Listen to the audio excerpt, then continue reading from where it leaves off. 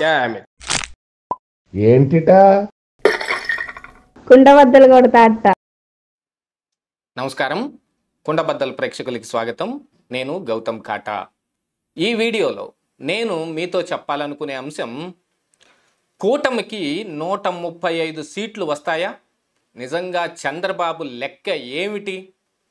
విదేశాల నుంచి తిరిగి వచ్చిన తర్వాత చంద్రబాబు తన పార్టీలో ఉన్న మెయిన్ ముఖ్య నాయకులందరితోటూ పోటీ చేసిన అభ్యర్థులతోటి ఆయన ఒక కాన్ఫరెన్స్ నిర్వహించడం జరిగింది. దాంట్లో కూటమి ఖచ్చితంగా 130 పైచిలుకు సీట్లు సాధిస్తుంది అని చెప్పటం కూడా జరిగింది. అందులో మ్యాక్సిమం పోటీ చేసింది తెలుగుదేశం పార్టీయే. అసలు ప్రభుత్వం మీద ఉన్న వ్యతిరేకతను కూడా గట్టిగా కూడగట్టుకున్నది తెలుగుదేశం పార్టీ మాత్రమే. కాకపోతే జనసేన కానీ బీజేపీ కానీ ఈ ప్రభుత్వం మీద ఉన్న వ్యతిరేక ఓటును చేల్చకుండా ఉండటం కోసం వాళ్ళు కూడా వచ్చి చంద్రబాబు నాయుడుతో కలిసి టీడీపీతో కలిపి వాళ్ళు ఒక కూటమిని ఏర్పాటు చేసుకున్నారు. ఇక ఎలక్షన్ రోజున జరిగిన గొడవలు కానీ ఇక మిగతా అంశాలన్నీ తీసేస్తే ప్రజలు కూడా తమ ఓటు హక్కుని చాలా ఎక్కువ స్థాయిలో గత ఎన్నికల్లో అంటే 2019 ఎన్నికల్లో వచ్చిన దానికంటే కూడా ఓటింగ్ పర్సంటేజ్ కొంత పెరిగింది. ఆల్మోస్ట్ 82% ఓటింగ్ జరగటం మూలాన ఇదిగో ఇంత ఓటింగ్ జరిగితే విపక్షాలకే ఎక్కువగా అధికారం వచ్చే ఆస్కారం ఉంది అని చాలామంది చెప్తూ ఉన్నారు. అక్కడక్కడ 1-2 మాత్రం ఇలాంటి భారీ ఓటింగ్ జరిగినా కూడా తిరిగి అధికారంలో ఉన్న వాళ్ళే అధికారాన్ని కైవసం చేసుకున్న కొన్ని దాఖలాలు కూడా ఉన్నాయి. కానీ ఇక్కడ జగన్మోహన్ రెడ్డికి ఆ స్థాయిలో ఊహించిన మేరకు ఇంత ఎక్కువ సీట్లు వచ్చే అవకాశం ఉందా, అసలు అధికారాన్ని నిలబెట్టుకునే అవకాశం ఉందా అని అంటే, జగన్మోహన్ రెడ్డి మొన్న ఆయన కూడా విదేశాలకు వెళ్తూ చెప్పింది మాట ఏమిటి అంటే, గతంలో వచ్చిన 151 సీట్ల కంటే కూడా ఇంకా ఎక్కువే వస్తాయి అని చెప్పి వెళ్ళారు. దాన్ని వైఎస్ఆర్ కాంగ్రెస్ పార్టీ కార్యకర్తల సైతం నమ్మలేని విధంగా ఉంది అని చాలామంది వాపోవటం జరిగింది. ఇప్పుడిప్పుడే కొన్ని అంశాలు బయటకు వస్తున్న దాని ప్రకారంగా చూస్తే కడపలో కూడా అవినాష్ రెడ్డి లాంటి వాళ్ళు టీడీపీ పార్టీతోటి చీకటి ఒప్పందాలు చేసుకోవడానికి సమాయత్తం అయ్యారు అని అంటే వాళ్ళ మీద ఉన్న వ్యతిరేకత ఎంత ఉంది అనేది వాళ్ళకి బాగా తెలుసు. కాకపోతే కడపలో వచ్చేటప్పటికి షర్మిల స్వయంగా పోటీ చేస్తుంది కాబట్టి అక్కడ ఏదైనా ఓటు చీలింది అని అంటే అది వైఎస్ఆర్ కాంగ్రెస్ పార్టీ ఓటే అవుతుంది కాబట్టి కడపని ప్రత్యేకంగా చూడవలసిన అవసరం ఉందని చెబుతూ ఉన్నప్పటికీ రాష్ట్రం అంతా జరిగిన ఈ ఎన్నికల్లో ఆల్మోస్ట్ వైఎస్ఆర్ కాంగ్రెస్ పార్టీకి ఒకంత వ్యతిరేకంగానే ఉన్నాయని చెప్పుకోవాలి. ఎగ్జిట్ పోల్స్ ఇదిగో ఫలానా చోట ఫలానా రకంగా జరుగుతుందని ఇప్పటి వరకు చెప్పలేకపోతున్నా. ఎందుకంటే ఈ సార్వత్రిక ఎన్నికలు ఈ చివరి రోజు ఇప్పుడే కాబట్టి ఈరోజు సాయంత్రానికి ఎగ్జిట్ పోల్స్ అన్నీ వస్తాయి.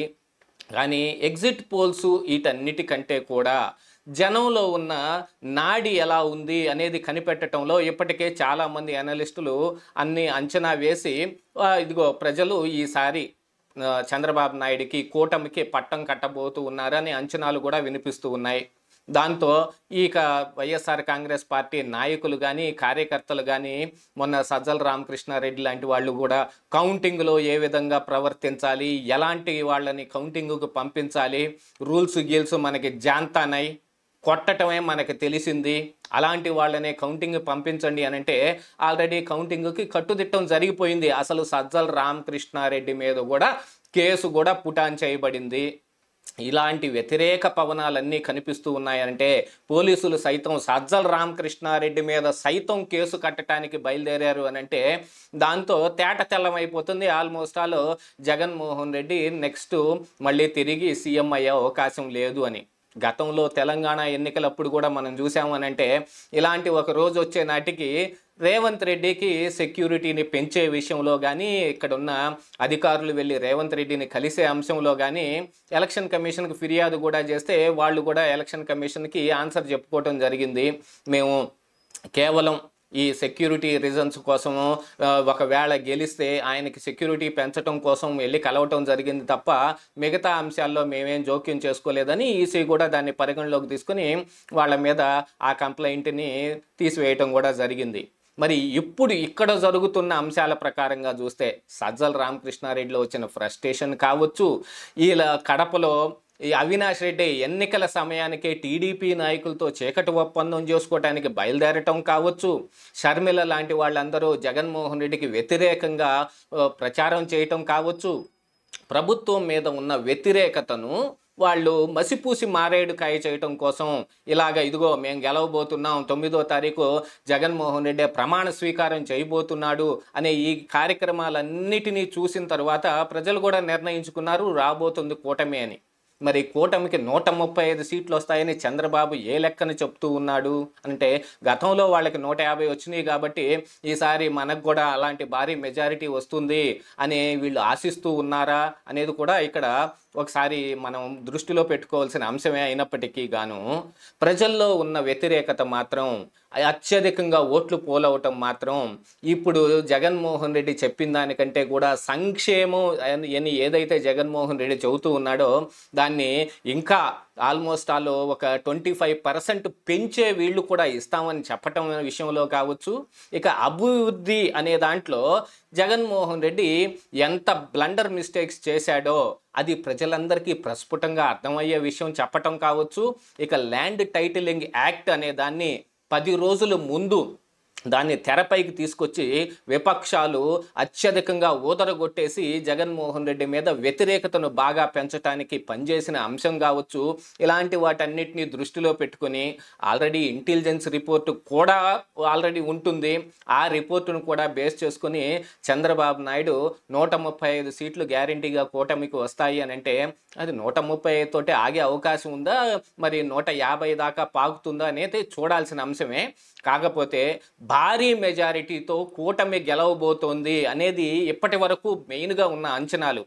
ఒకళ్ళిద్దరు ఆరా మస్తాన్ లాంటి వాళ్ళు, మరి ఇతరులు ఈ తిరిగి ఆత్మసాక్షి గ్రూప్ లాంటి వాళ్ళు కానీ తిరిగి జగన్మోహన్ రెడ్డి మళ్ళీ అధికారంలోకి రాబోతున్నాడని, వేణుస్వామి లాంటి వాళ్ళందరూ జాతక చక్రాలు తీసుకొని బయలుదేరి ఇదిగో మళ్ళీ తిరిగి జగన్మోహన్ రెడ్డి అధికారంలోకి వస్తాడని చెప్పే విషయంలో కానీ వీటన్నిటిలోనూ మనకు అర్థమవుతున్నది ఏమిటయా అంటే నిజంగా కూటమే గెలవబోతోంది అనేది ప్రస్ఫుటంగా జగన్మోహన్ రెడ్డికి సైతం తెలుసు అనే విషయం ఇక్కడ బాగా అర్థమవుతోంది.